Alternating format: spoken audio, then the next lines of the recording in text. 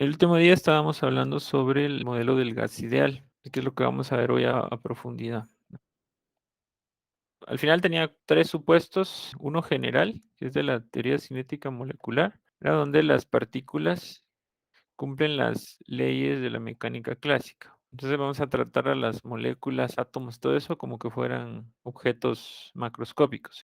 Del gas ideal en sí, tendríamos dos supuestos y un tercero que se deriva de otro, ¿no? Que no hay el volumen molecular es insignificante, aunque no tuvieran volumen las partículas, y no hay fuerzas intermoleculares. Pero para repasar, ya de que no hay colisiones se deriva del primero.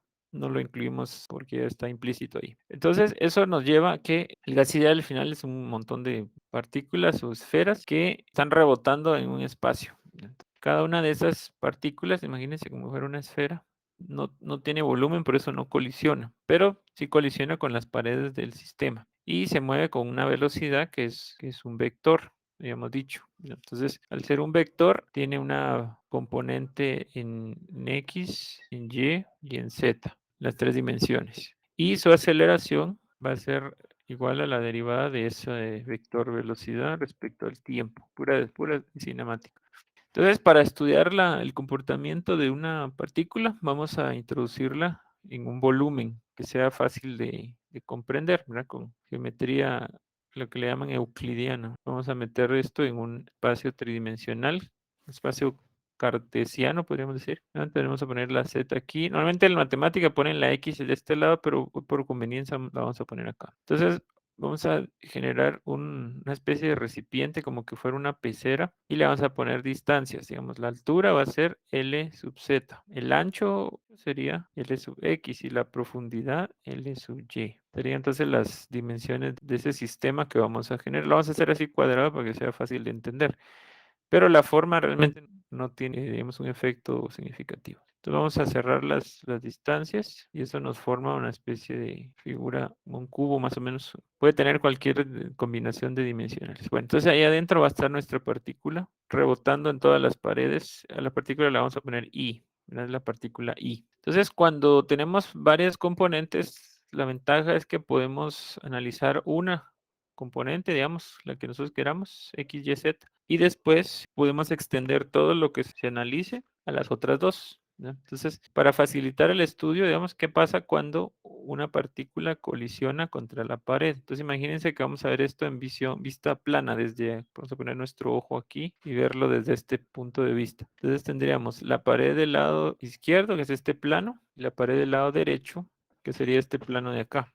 O sea que este es el plano L, Y, L, Z, ¿sí? Y este sería un plano paralelo a ese. Entonces, la partícula, si solo tomamos en cuenta la parte de X, que sería este eje, la componente de la velocidad, digamos, en la que está colisionando sería esta flecha. Obviamente está moviéndose en tres dimensiones, pero esto solo vamos a estudiar la parte en X. Entonces, cuando la partícula colisiona contra la pared, habíamos dicho que durante ese momento la fuerza se realiza en ese periodo de tiempo, que en este caso sería una fuerza en X de la partícula I. Cuando la pared recibe la fuerza, ¿se acuerdan que según lo que decía Newton, va a haber una fuerza igual opuesta que hace el sistema? Suponiendo que el sistema es aislado, entonces esto hay que suponerlo. Sistema, estamos trabajando con sistema aislado, porque toda la energía se va a quedar adentro. Entonces, ¿qué pasa? Va a haber una fuerza igual opuesta. Vamos a poner W aquí, que indica la pared, y eso le devuelve la energía que da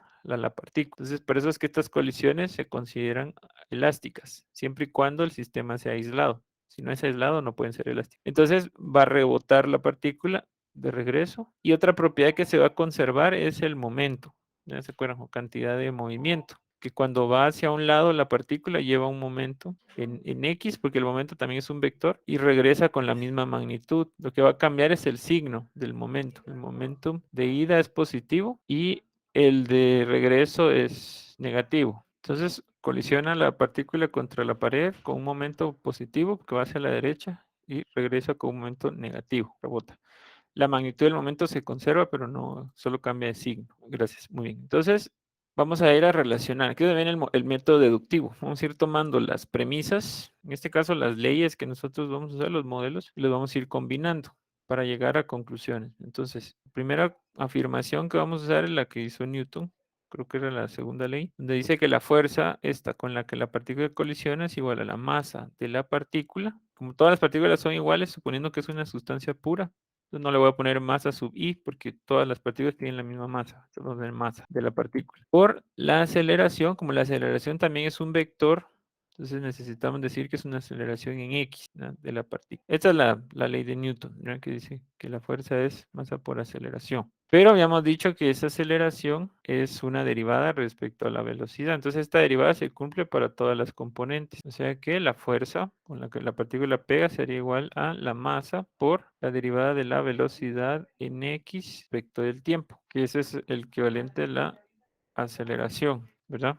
Entonces, aquí aparece algo interesante. Cuando tenemos un diferencial multiplicado por una constante, este se puede unir. Entonces nos forma un diferencial compuesto, masa por velocidad. No se separa en dos como otros que se ven porque la masa es constante. No estamos usando ahí partículas radioactivas que pierden masa ni nada. Bueno, entonces ese producto masa por velocidad, ¿qué era?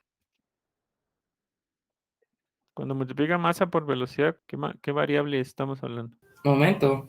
El momento, correcto. Entonces esto se vuelve, la fuerza se vuelve igual a la variación de momento respecto del tiempo, ¿sí? Entonces concuerda con lo que estamos viendo. Gracias a esa fuerza con la que choca la partícula, el momentum cambia en el tiempo. Eso es lo interesante. Entonces ahora tendríamos aquí una ecuación diferencial. Si nosotros pasamos el diferencial de tiempo a multiplicar la fuerza, es como cuando resuelven una ecuación diferencial de variables separables. Entonces tienen una derivada así. Entonces, si trasladan este tiempo para acá, entonces una ecuación diferencial, ¿bien? Ya que uno la dividió, la separó, perdón, el siguiente paso, ¿se acuerdan que es integrar? Desde un tiempo 0 hasta un tiempo 1, desde un momentum inicial en x, un momentum final en y, en x, perdón. Ahí resolvimos la ecuación diferencial. Entonces, eso lo que nos va a ayudar es a obtener una relación entre la fuerza y, como esto, el momento está relacionado con la velocidad, pues sería una relación entre la fuerza con la que pegan las partículas en la superficie y la velocidad con la que se mueven. Eso es lo que queremos encontrar. Y esa fuerza después nos dará una fuerza neta, que es la que sirve para calcular la presión. Entonces vamos a hallar la relación entre la presión y la velocidad de las partículas. Que eso ya lo habíamos hablado, que mientras más rápido se muevan las partículas, más intensas son las colisiones, entonces mayor es la presión. Ese es el objetivo de lo que estamos haciendo. El momentum, ya habíamos dicho que no cambia en magnitud, pero sí cambia en dirección, por el hecho de que el sistema está aislado. Entonces, el momentum inicial sería igual a la masa de la partícula por la velocidad en x. Y el momentum final sería lo mismo, pero negativo, porque va hacia el otro lado, que son estos límites de integración acá. Y aquí pasa algo interesante, que la fuerza respecto al tiempo, al nivel microscópico, no se puede considerar constante, como un valor fijo que nosotros conozcamos, sino que cada partícula colisiona con diferente fuerza en X, especialmente porque se mueven a distintas direcciones, tridimensionalmente hablando. Entonces aquí se usa un recurso de la estadística, algo muy sencillo, que es la media. Entonces vamos a usar la fuerza promedio. Vamos a poner estos signos aquí a los lados para indicar que es un promedio, en lugar de la línea que se confunde con vector. Entonces la fuerza promedio sería la sumatoria de I hasta N de todas las fuerzas con las que colisionan todas las partículas, o sea, la magnitud de la fuerza de todas las partículas, dividido N. De esa forma podemos nosotros colocar un valor constante aquí, porque no todas las partículas chocan con la misma fuerza. Entonces, eso es lo que vamos a hacer sobre esta ecuación diferencial.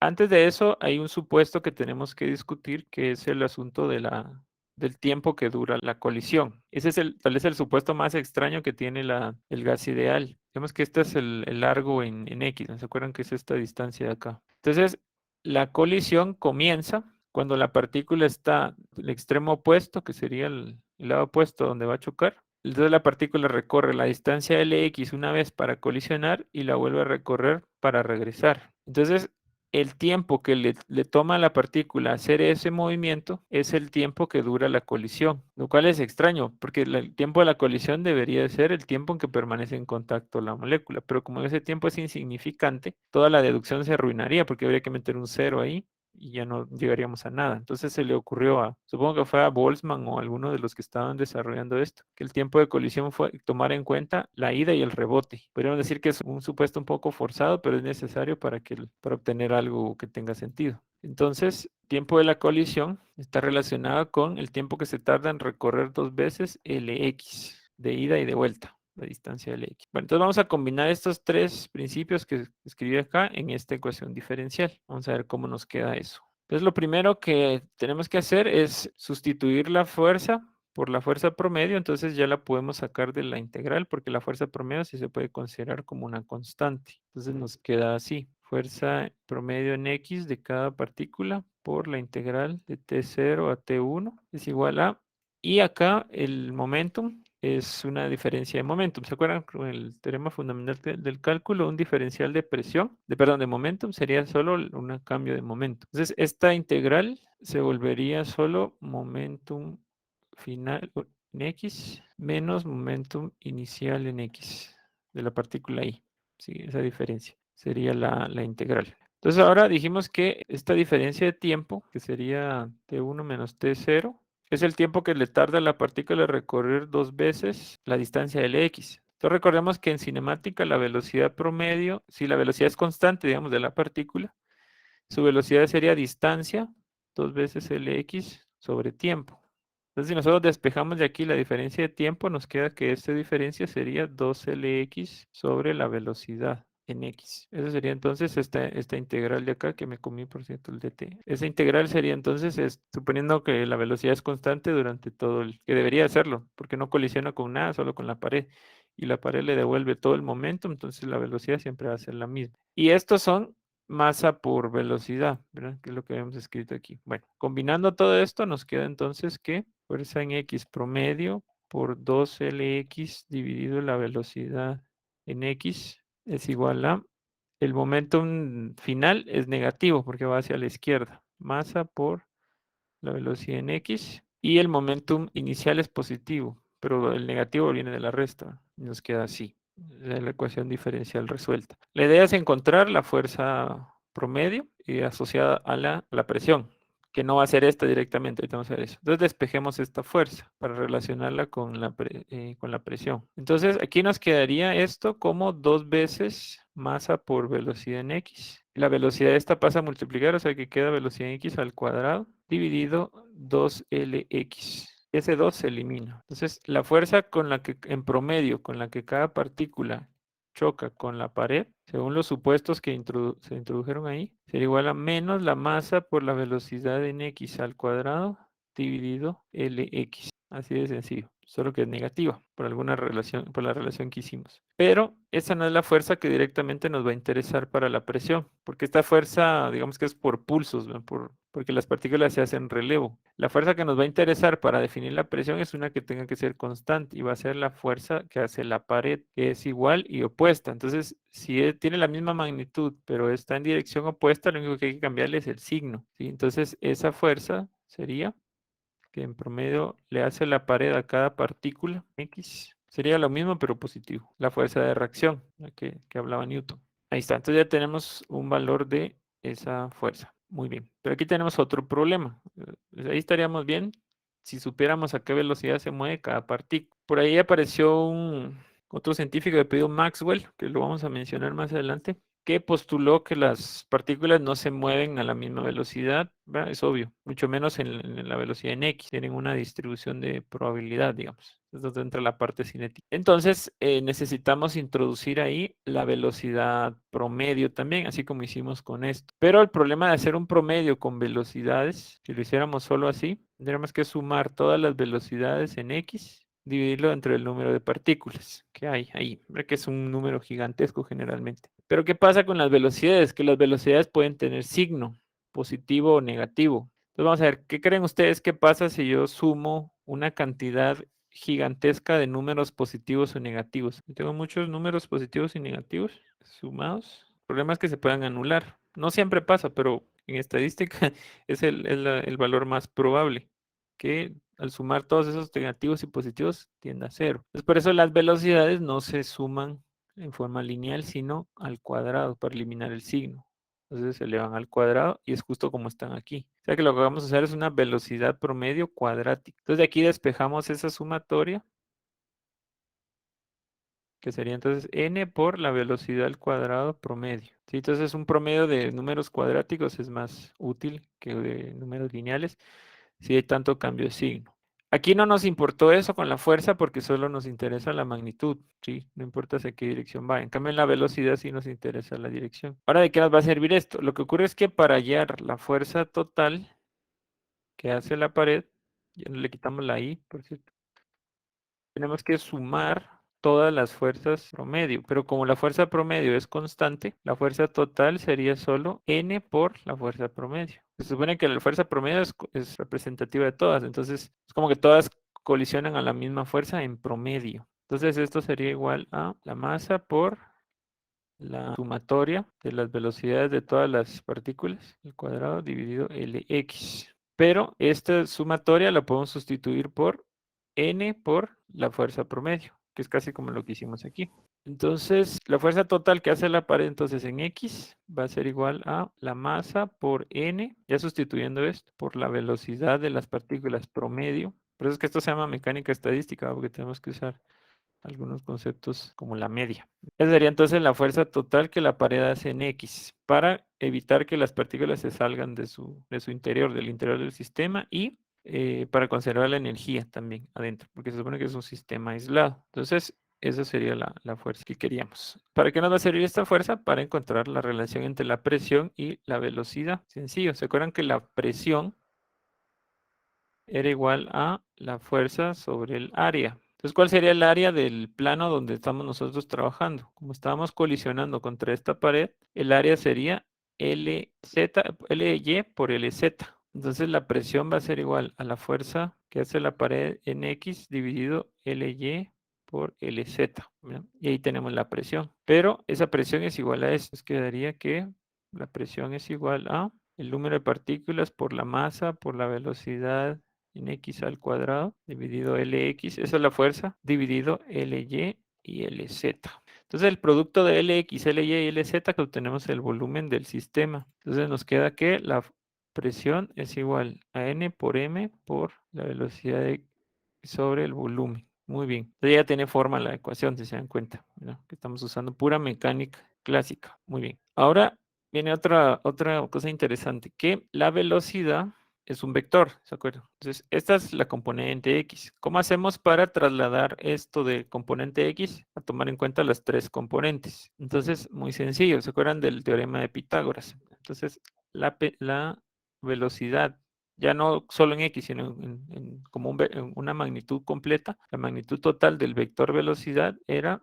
lo voy a poner primero lineal, ¿no? La componente en X al cuadrado más la componente en Y al cuadrado más la componente en Z al cuadrado. Esa para cada partícula, pero como estamos trabajando en promedio, entonces esto sería igual a la componente promedio en X cuadrática más componente en Y cuadrática más la componente en Z cuadrática. Entonces noten que si yo también tengo un montón de partículas, por lo menos un mol es una cantidad terriblemente grande.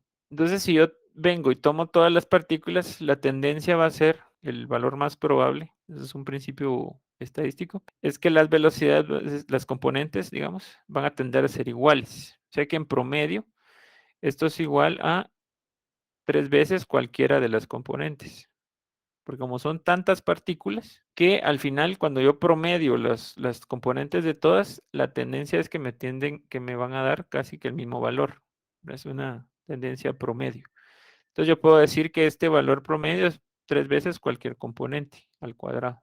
Y de esa forma yo puedo quitar la velocidad en X y ponerla como una velocidad. Entonces nos queda que la presión es igual a, si se dan cuenta, N por la masa de la partícula por la velocidad en X al cuadrado, perdón, ya no es en X, pero es la velocidad al cuadrado, dividido 3 veces el volumen. Y eso concuerda con que ahora ya estamos usando los tres planos, estas dimensiones. Cuando solo trabajábamos en X, digamos que la presión solo se manifestaba en un plano. Si ahora se manifiesta en tres planos, le estamos triplicando el área superficial. Por eso es que la presión baja a 3, por así decirlo, ¿verdad? Al momento de usar la velocidad en las tres dimensiones. Eso es lo que pasa. Vamos bien ahí. Ahora viene la parte donde vamos a quitar la masa y esta velocidad. Para eso vamos a usar el concepto de energía cinética. ¿Se acuerdan que la energía cinética en general era un medio de la masa por la velocidad al cuadrado? Pero aquí vamos a usar la velocidad de una partícula. Entonces, como la partícula se mueve a cierta velocidad, también tiene una energía cinética. Entonces, la energía cinética de cada partícula se calcularía igual, solo que como estamos en promedio, vamos a calcular la energía cinética promedio de todas las partículas. Sería igual entonces a un medio por la masa de la partícula por su velocidad al cuadrado. Entonces, para quitar masa y velocidad de ahí, vamos a trasladar este 2 a multiplicar. Entonces, nos queda que masa por velocidad al cuadrado promedio es igual a 2 veces la energía cinética promedio. Y eso lo vamos a sustituir acá. Entonces, nos queda que la presión es igual al número de partículas perdón, sería 2 por el número de partículas por la energía cinética promedio dividido 3 veces el volumen. Esa sería entonces la presión. Entonces noten que eso ya lo habíamos discutido, que la presión depende de la energía cinética. Mientras más rápido se muevan las partículas, mayor presión va a haber en el sistema. Y mientras mayor sea el volumen, más área superficial va a haber y más distancia que recorrer, entonces menor es la presión. Pues que el volumen va abajo y la energía cinética va arriba. Hasta ahí vamos bien, ¿verdad? Bueno, entonces esta energía cinética la pueden relacionar con el número de partículas y nos queda una energía cinética total, que es la energía interna cinética que nosotros habíamos visto. Pero aquí hay una cosa con la energía cinética, que las partículas tienen 3 tipos de movimiento, ¿verdad? Traslación, rotación y vibración.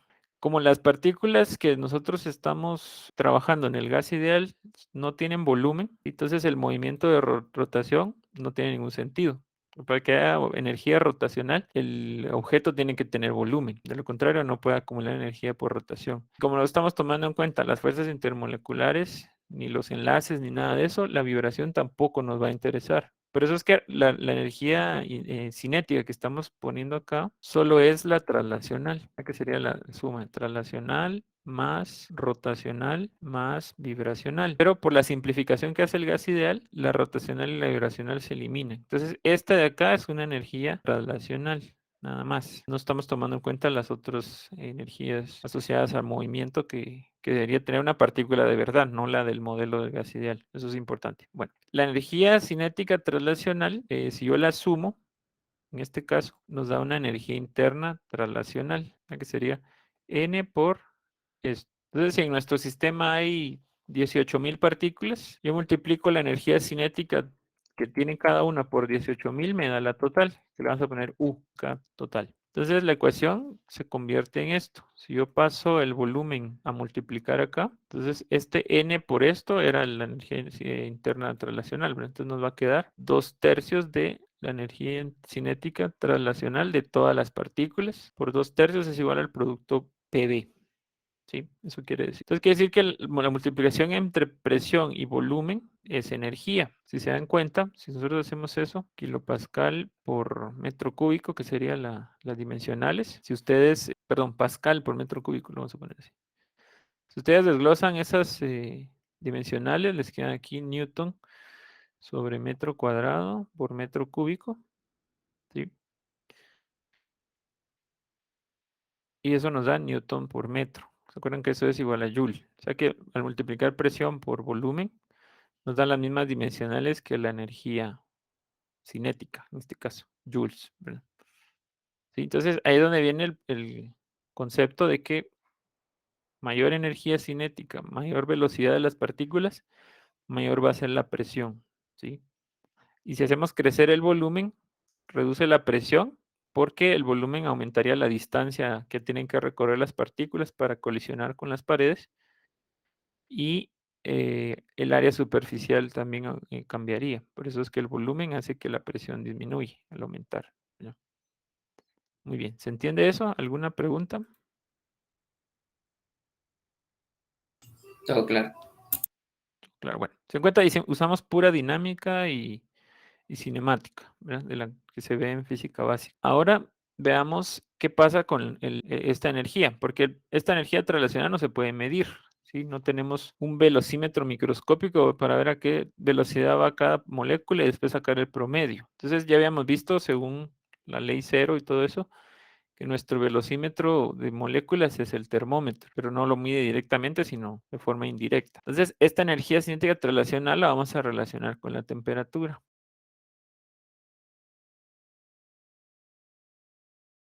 Entonces ahí entran los trabajos de Ludwig Boltzmann, que nació en el 1844 y acabó él mismo su vida en 1906, ¿no?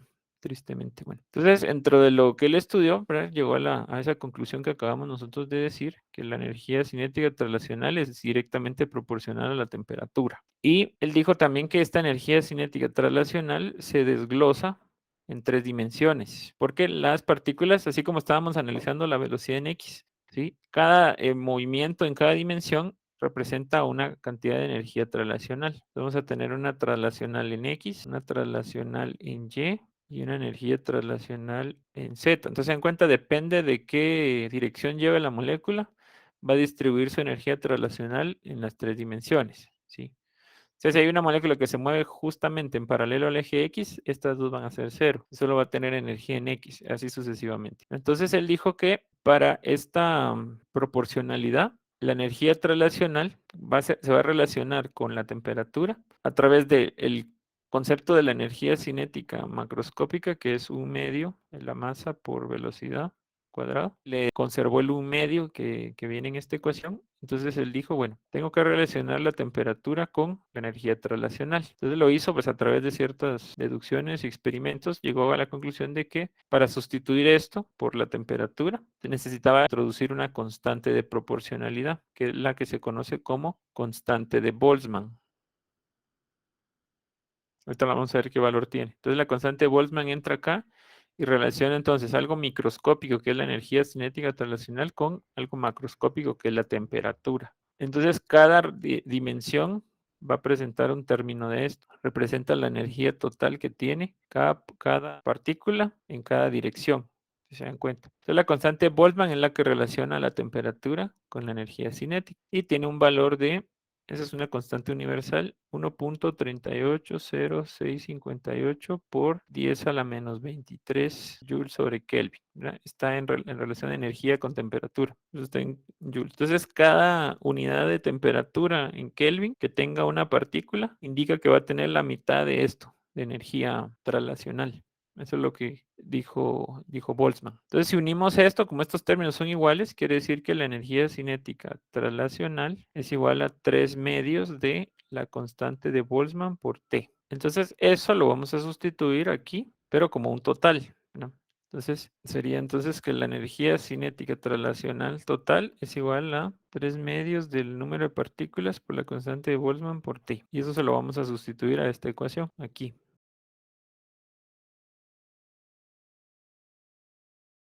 Entonces hagamos esa sustitución, quedaría que PB es igual a 2/3 de esto, ¿no? 3 medios de N por la constante de Boltzmann por T. Entonces el 2/3 y el 3 medios se elimina, ¿verdad? Y nos queda entonces PB es igual al número de partículas por la constante de Boltzmann por T.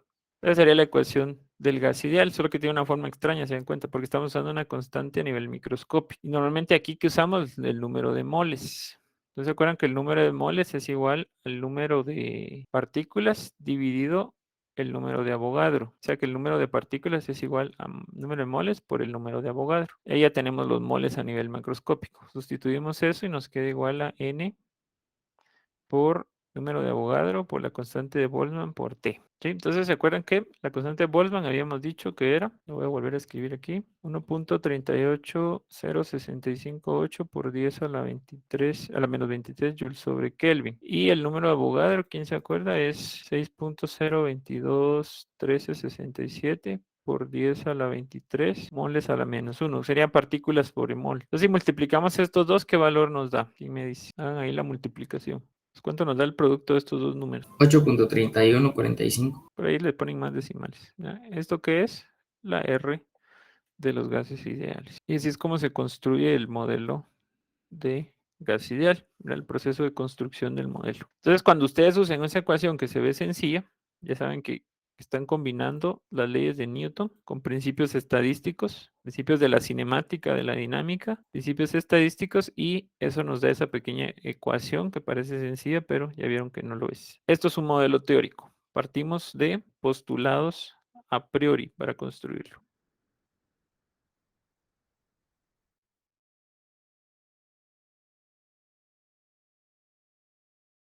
Último día hablamos sobre el modelo del gas ideal desde dentro, podríamos decirlo, lo desmenuzamos desde sus axiomas más importantes, ¿no se acuerdan? Entonces, que tiene unas cosas que uno se entra en duda si esto realmente no tiene sentido, pero fue la manera en que lo construyeron, y lo interesante es que funciona en algunas condiciones, o sea, sí se ajusta a algunos datos reales, pero a ciertas condiciones muy especiales, como que la materia cumple supuestos cuando tenemos presiones muy bajas y temperaturas muy altas. Vamos a seguir viendo el gas ideal, ahora de una forma más operativa, qué cosas nos pueden interesar de él.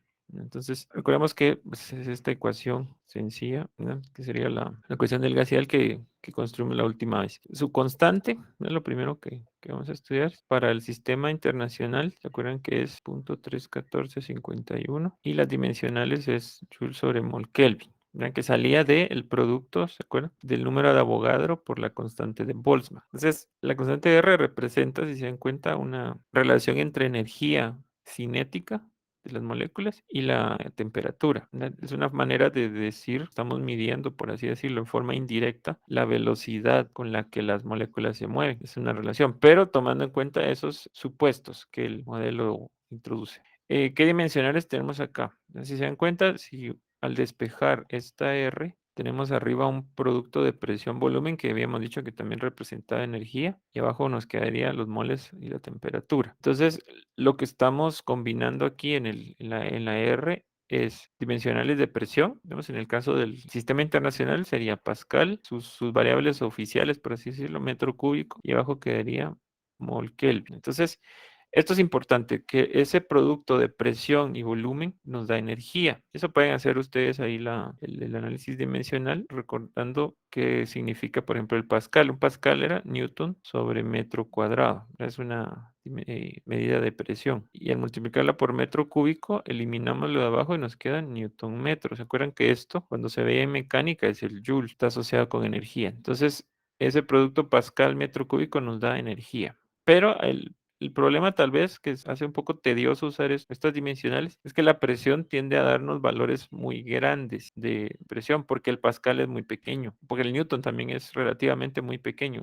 Digamos, para la escala de la que nosotros vamos a trabajar, sí, no vamos a ver micropresiones, sino presiones que se usan en la industria. Entonces, usar una dimensional muy pequeña, relativamente hablando, nos da unos datos enormes. Y el metro cúbico, eso se lo puede imaginar uno, un metro por un metro por un metro, es una dimensional relativamente grande para algunas aplicaciones, unos procesos. Además, si van a trabajar a una escala gigante, pues sí, se puede usar el metro cúbico, pero a veces es difícil. Entonces, un truco que podemos hacer para no tener que trabajar con números tan grandes y números tan pequeños al mismo tiempo es usar los múltiplos que el sistema internacional tiene. Entonces, el pascal lo podemos multiplicar por 1000 para tener una dimensional más grande, entonces eso nos va a permitir usar valores más pequeños. Entonces yo puedo usar el kilopascal, multipliqué por 1000 el pascal. Y el metro cúbico, como es una dimensional tan grande, la voy a dividir dentro de 1000 y me da el decímetro cúbico o el litro que nosotros conocemos. Entonces es más fácil de manejar en procesos regulares de la industria. Si se dan cuenta, una dimensional la multiplicamos por 1000 y la otra la dividimos entre 1000. Entonces, multiplicamos por 1000 y dividimos entre 1000, no le hicimos nada al valor. Todos los valores que están en pascal metros cúbicos es igual a los que están en kilopascal decímetro. Esto nos sigue dando Joule. Entonces la R la pueden trabajar así. 8 no varía la magnitud de la R. Kilopascal decímetro cúbico partido mol Kelvin. Esa es una forma de trabajar con las dimensionales que vamos a usar para no manejar valores, especialmente el número, que no sea tan extremo, porque además los valores muy pequeños de volumen, de ahí nos da problema tanto decimal que introducir. Y los redondeos también nos da problema con la precisión de nuestros cálculos. Sí, eso es lo que hay que tener cuidado. Ahora, la R también tiene su versión en sistema inglés, que no la vamos a usar aquí, pero por si les sirve, es 10.73164 y las dimensionales equivalentes, PSI, homólogas, perdón, pie cúbico partido mol, pero el mol es libra mol rankín. Esas serían las dimensionales que habría que usar por si les toca usarla en sistema inglés. Y hay otra R que también no vamos a usar mucho, pero por ahí la han visto, que es la que usa la atmósfera y también usa el litro, ¿no? Solo que usa la presión con atmósferas, que esa da 0.082056 atmósferas, litro, mol Kelvin. Por ahí aparece. Estas dos no las vamos a usar nosotros, casi nos vamos a quedar con la del sistema internacional. Entonces, aquí con las dimensionales, pues tenemos que tener cuidado, sí, de irlas manejando. Entonces yo siempre les recomiendo ir arrastrando las dimensionales en todos los cálculos. Muy bien, eso sería con la R. Ahora, la ecuación del gas ideal está representando entonces un comportamiento de una sustancia. Entonces, para estudiarlo vamos a ver lo mismo que cuando vimos las fases, ¿se acuerdan que estábamos viendo el comportamiento de las sustancias cuando le cambiamos la presión o la temperatura, etcétera? Entonces vamos a ver lo mismo aquí. La ecuación del gas ideal permite entonces estudiar el comportamiento de estas variables de forma gráfica, de una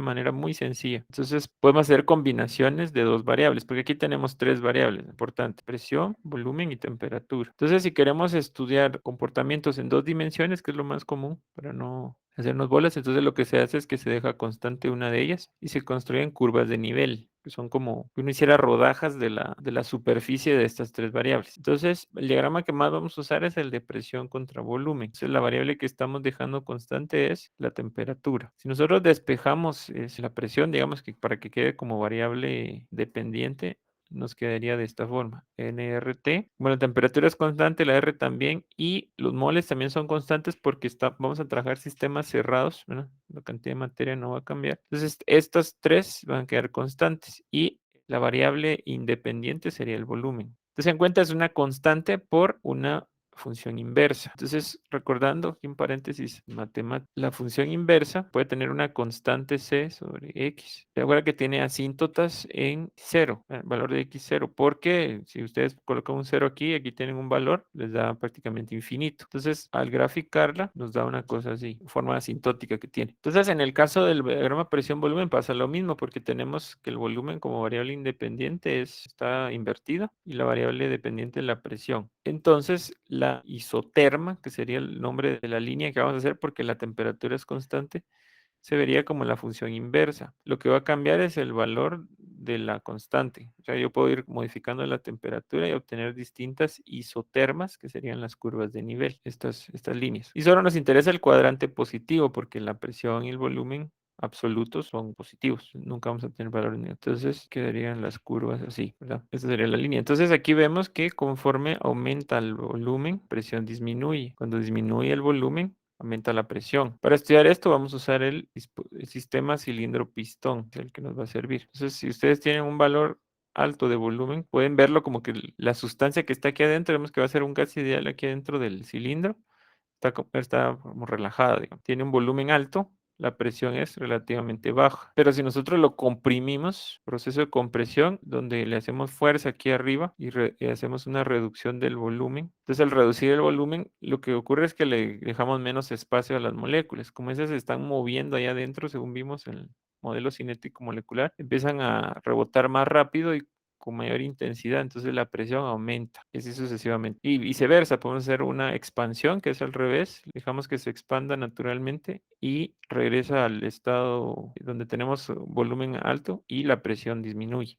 Entonces es como se comporta eso. Siempre y cuando no cambiemos la temperatura. Se va a mover sobre esta línea. Si modificamos la temperatura sobre esta gráfica, se reflejaría como otra curva. Vemos aquí tenemos una temperatura 0, entonces aparecería otra curva aquí como una temperatura 1. Es una isoterma diferente, parte de una superficie, que es lo que nos da la función de tres variables. Bueno, esa es la gráfica que más vamos a usar, pero se pueden hacer otras combinaciones donde no aparezca la presión o no aparezca el volumen. Por ejemplo, si hacemos una gráfica temperatura-volumen, que podría ser una que nos puede ser útil, esa nos da, al momento de hacer ese despeje de la ecuación del gas ideal, aquí ponemos la temperatura como variable dependiente y despejamos todo, nos queda nr sobre p como una constante y el volumen, no, perdón, al revés, sería P sobre NR como una constante y el volumen sería la variable, nuevamente la variable independiente, pero ahora queda lineal, si se dan cuenta, es una línea recta. Entonces, estas gráficas, estas se llamarían isóbaras porque la presión es constante, tendrían una forma así.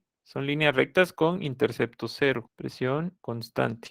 Así es como se verían esas líneas. Si nosotros aumentamos el volumen, pero no dejamos no variamos la presión. Lo que hay que cambiar para que la presión no varíe es la temperatura. Podríamos verlo así. O más fácil, aunque esta sea la variable dependiente en la gráfica, podemos decir si yo aumento la temperatura y dejo fija la presión, el volumen va a aumentar también. Eso nos dice esta línea. Y la otra gráfica sería igual, que es presión, temperatura, diagrama PT. Lo pueden poner en la otra forma. También eso nos va a dar como resultado líneas rectas, porque quedaría NR sobre B como constante, y la temperatura es otra vez una ecuación lineal con intercepto cero. Entonces es exactamente igual a la otra. Las líneas serían de volumen constante, le llamamos isocóricas o isocoras. Entonces, regresando, esto de aquí, estas líneas son isotermas. Estas de acá son isóbaras, por la variable que es constante. Y estas de acá yo les llamaría isocoras. Son las líneas que van cambiando, ¿verdad? Y son parte de una superficie que nos representa todos los estados de equilibrio de un gas ideal. Entonces el diagrama, si yo combino esos diagramas, formo un diagrama tridimensional. Lo voy a extraer aquí de una gráfica para que lo veamos bien dibujado, ¿no? Entonces, esta es la gráfica tridimensional. Te la voy a agrandar, a ver si me deja esto. Y tiene sus proyecciones. Vamos a verla aquí. Aquí está esto, lo que acabo de explicar, pero mejor dibuja. Solo que hay que ponerle las variables. Entonces, aquí podemos identificar fácilmente estas que son las isotermas. O sea que este es el diagrama presión-volumen. Entonces, si nosotros proyectamos, la presión iría en este eje, que sería el eje Z. Lo pueden poner aquí mejor. Pero su escala la veríamos acá. La presión, bueno, en los dos. Presión sería esta, volumen sería el que va aquí, y por eliminación es la temperatura. Temperatura va en aumento para allá. No, al revés. Entonces el eje cero es este, mejor dicho. El origen está de este lado. O sea, la gráfica está un poco al revésada, pero el origen iría aquí. Entonces la presión aumenta para acá, el volumen aumenta para acá y la temperatura aumenta para allá. Entonces, ¿esta qué gráfica sería? Esta sería la gráfica PT. Y esta que está aquí como en el suelo sería la gráfica TB, ¿no? Entonces el volumen va en el eje, aquí lo pusieron al revés, el volumen va en el eje vertical y la temperatura en el horizontal. Pero no afecta, la verdad la posición ahí no afecta. Entonces ahí tendríamos las curvas. Estas de acá serían las isocoras, que son las de este diagrama de aquí. Entonces aquí esta gráfica tridimensional las tiene bien identificadas, porque estas tres son cabal estas tres líneas que están acá.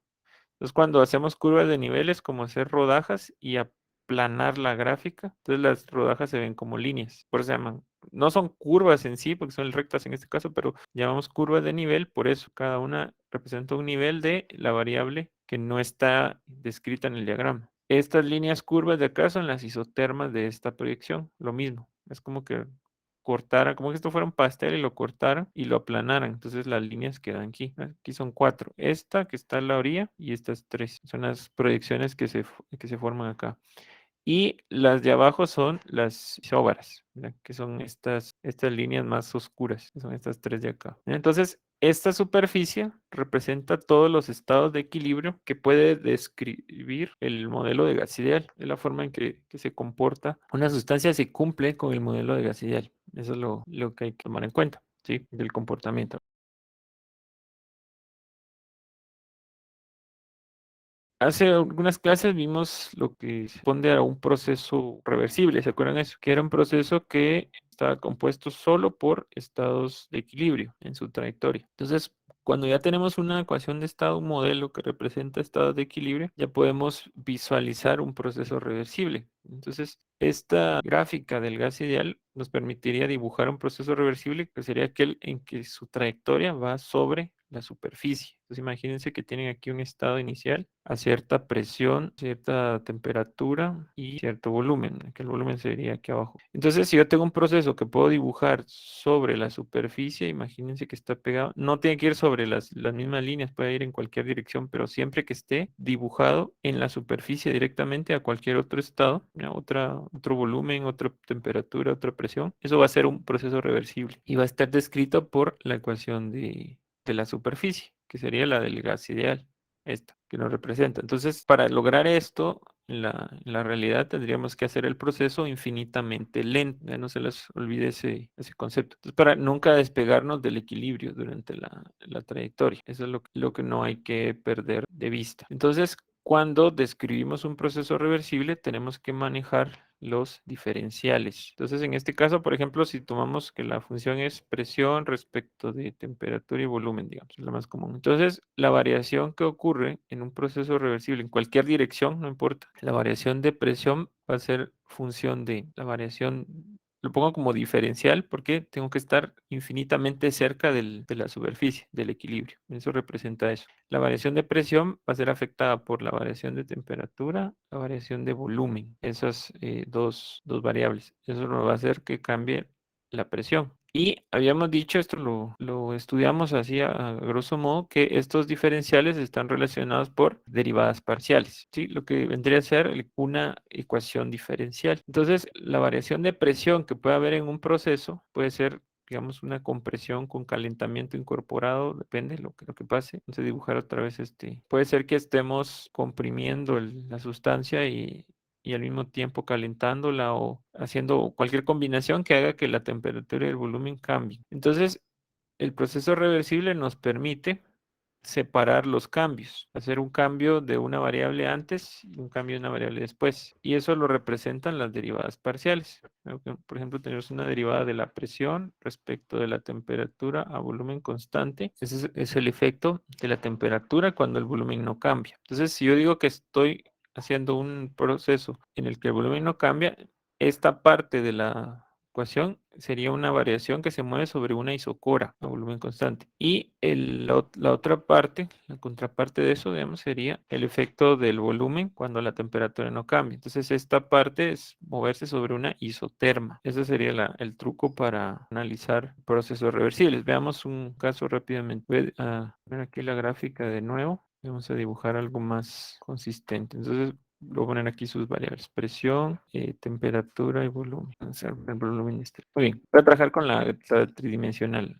Entonces, tenemos que, vamos a dibujar aquí un proceso, lo voy a dibujar aquí para tener la isoterma, aquí está, y el otro estado lo voy a colocar aquí, solo es por estrategia. Entonces, la trayectoria del proceso completa sería esta, sobre la superficie. Entonces, estamos provocando un cambio de volumen que se ve aquí reflejado, cambiar el volumen, un cambio de presión, porque aquí habría una isóbara intermedia acá, aquí habría una isóbara que pasa por aquí, entonces aquí habría un cambio de presión y un cambio de temperatura, que es aquí, ¿verdad? La proyección en el eje de la temperatura.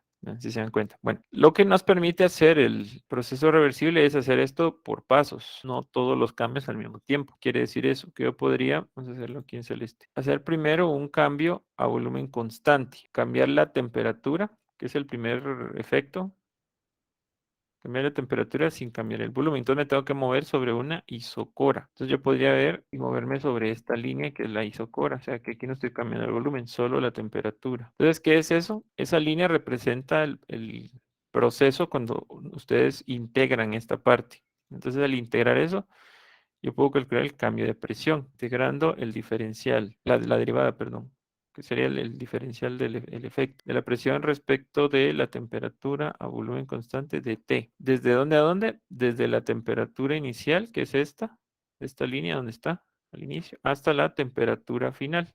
Voy a poner aquí, de aquí para acá. Entonces son los límites, T0 a T1. Lo voy a volver a dibujar en dos dimensiones después para que se entienda. Esta integral representa esta línea celeste que hice aquí. Entonces, eso me va a dar un cambio de presión que no es el cambio de presión del proceso. Luego tenemos que hacer la otra parte de la ecuación donde cambiamos el volumen dejando constante la temperatura.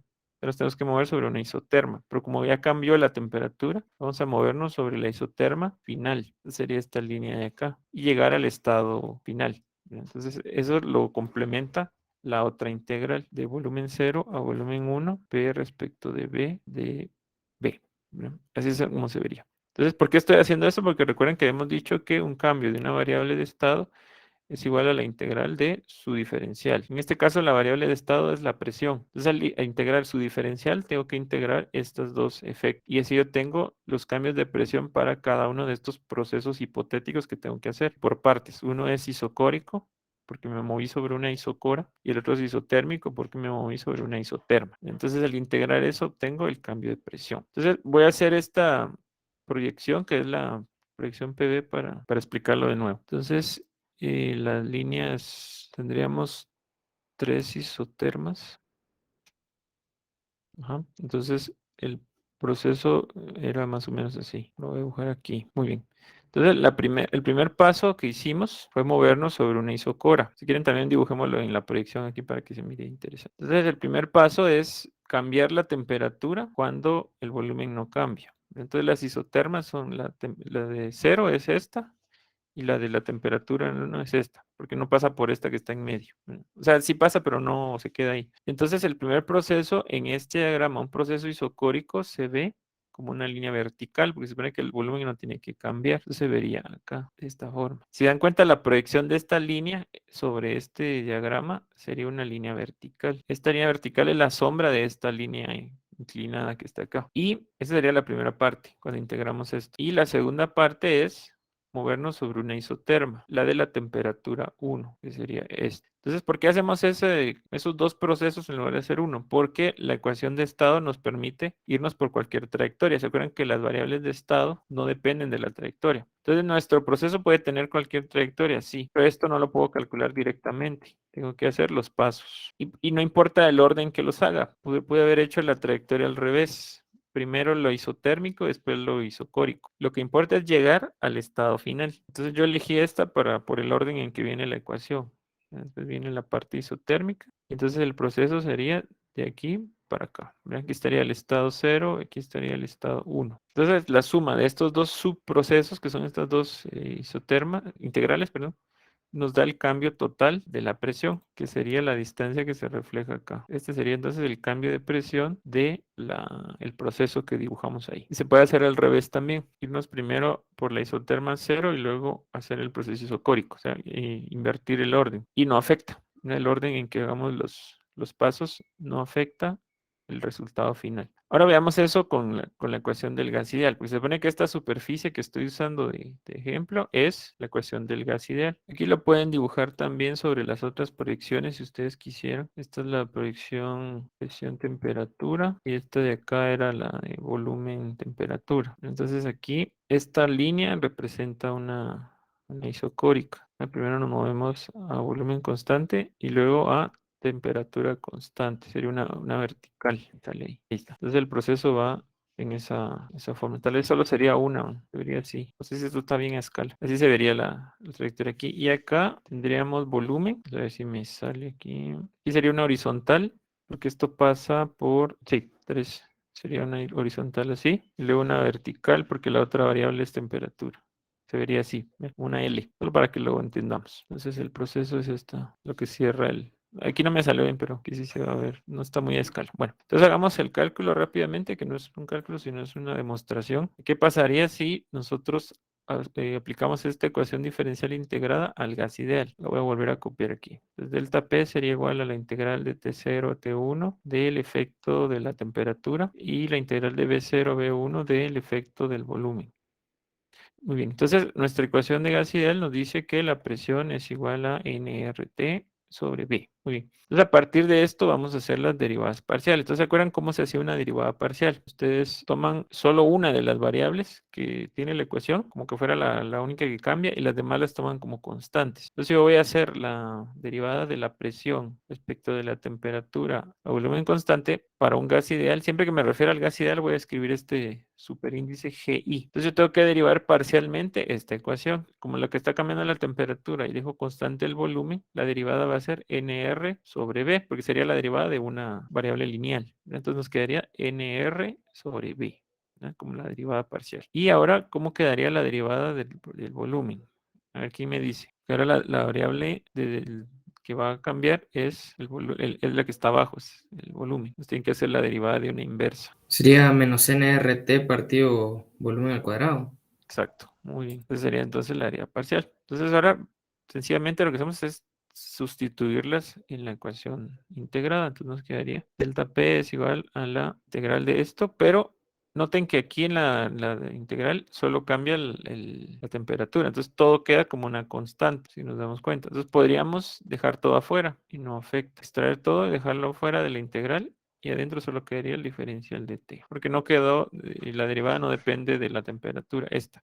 Ahora esta sí quedó con el volumen adentro, entonces aquí deberíamos solo dejar lo que es constante, nRT, de volumen 0, volumen 1, de b sobre b al cuadrado, quedaría así. Ahí está la estructura matemática de esto. Pero ahora hay que tener cuidado con la trayectoria que estamos usando. ¿Por qué? Porque en cada uno de estos cambios, de los dos procesos que forman el proceso global, una variable queda constante, pero queda constante con un valor asignado. ¿Cuál es el valor de cada uno? Bueno, veamos aquí. En la primera integral, que es la que ocurre en forma isocórica, el volumen tiene el valor del estado inicial, o sea, está el volumen cero. Cuando hacemos este proceso, el volumen tiene la magnitud del inicial. Entonces, este va a ser el volumen inicial, este de acá. Hacemos el cambio de temperatura. Y luego, cuando hacemos el cambio de volumen a temperatura constante, la temperatura ya no es la inicial, sino es la final, está sobre la isoterma final. Entonces, el siguiente proceso no lo vamos a hacer a T0 también, porque estaríamos haciendo una trayectoria cortada, sino que se haría a temperatura 1, porque ya varié la temperatura. Después de hacer esta integral, ya la temperatura es T1, entonces esto no la puedo hacer a T0, sino a T1. Esa es la consistencia que tiene que tener nuestra trayectoria. O sea, ya no puedo brincar de aquí y regresar otra vez para hacerlo a la temperatura 0. Terminaría en este estado, no en el estado final. Entonces hagamos las integrales. Hay que hacer la antiderivada. Aquí es fácil porque solo es un cambio. Aplicando el teorema fundamental del cálculo, aquí sería solo T1 menos T0. Multiplicando a esto, delta P sería igual a NR sobre B0 por, entonces la integral de esto es T1 menos T0. Y la otra sería, aquí sí es la antiderivada de 1 sobre x cuadrado, digamos, si fuera b la variable x. Entonces es menos 1 sobre x, ¿se acuerdan de ahí? La antiderivada de esto es menos 1 sobre x, que sería x a la menos 1 dividido menos 1. O sea, realmente es así. Para recordar esto, le quitaré el menos de acá, solo para, sería esto, la antiderivada. Entonces nos va a quedar más, como hay un menos que sale de la antiderivada, entonces elimina este menos, más nRT1 por 1 sobre volumen 1 menos 1 sobre volumen 0. Entonces cambió el signo por el menos adicional que tenemos. Así quedaría ya resuelto esto. Entonces, si hacemos los productos de aquí, tendríamos NRB0T1 menos NR B0T0 más NR T1 sobre B1 menos NR T1 sobre B0. Entonces van a ver que hay dos factores iguales con el signo opuesto, cada los que están en los extremos. NR T1 sobre B0 menos NR T1 sobre B0 lo podemos eliminar, se resta. Y nos queda entonces lo que nosotros habríamos hecho originalmente para calcular ese cambio. Calcular la presión final y restarle la presión inicial. O sea, que delta P es presión 1 menos presión 0. Esto es más una demostración de que el cambio de una variable de estado está definida por la integral de su diferencial, que es esto. Y nos queda igual que haber calculado cada una de las presiones por separado y restarlas. Por ahora no tiene sentido hacer esto, es un proceso más largo de algo que puede haber sido hecho bien fácil, pero más adelante vamos a ver unas variables de estado que van a aparecer que no se pueden calcular así directamente, que estamos obligados a hacerlo por integrales para calcular los cambios. Entonces, esas variables iban a necesitar obligatoriamente este proceso que hicimos acá. Aquí solo lo estamos demostrando porque afortunadamente tenemos esta forma de calcularse. Entonces, lo que quedaría, digamos, como para practicar es hacer el proceso en el otro orden, ¿sí? No en esta trayectoria que yo elegí, sino hacer primero la forma isotérmica y luego la isocórica. O sea, ¿qué quiere decir eso? Se los voy a dejar ahí para que ustedes les da tiempo y lo estudien. Que hagan primero, teníamos esto así, ¿verdad? Nuestro proceso es el mismo, ¿no? Que está acá. Lo voy a dibujar así, es aproximado. Esta es la temperatura inicial, la temperatura final. Entonces, en lugar de hacer primero el proceso isocórico, sería hacer primero el proceso isotérmico y luego el isocórico. Al revés, nos quedaría, cambio de presión es igual a la integral. Primero vamos a cambiar los volúmenes de B0 a B1 de la derivada de la presión respecto de la temperatura, el volumen, perdón, temperatura constante de B, más la integral. El otro proceso es cambiar la temperatura a volumen constante. No solo es cambiar la posición en las integrales, sino que esta integral se hace mientras la temperatura es T0 y esta integral se hace mientras el volumen es B1, ¿sí? Que es como el conjugado de lo que hicimos nosotros aquí. Entonces les dejo eso si lo pueden hacer y me comentan el día lunes cómo les fue. Es un ejercicio de hacerlo, pues van a ver que da lo mismo. Lo que van a demostrar es que les va a quedar esto mismo. No importa la trayectoria, sino solo el estado inicial y final.